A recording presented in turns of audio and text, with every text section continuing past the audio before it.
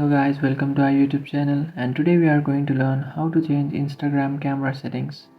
So if you want to change your Instagram's camera settings, first of all you have to open up your settings application, and after opening your settings application you have to search for apps, and after searching for apps now you have to search for Instagram. After searching for Instagram, tap on permissions. Now here are some options which you have allowed Instagram to access. Here you can see there are some options which you have allowed Instagram to access, and there are some other options which you have not allowed. So our allowed, you can see camera, contact, file and media, location and your microphone. These are the settings which you have allowed to your Instagram. So if you want to change your camera settings, just tap on camera, and before proceeding please make sure to like and subscribe to our channel. So after tapping on your camera, now you can change your camera settings to ask every time.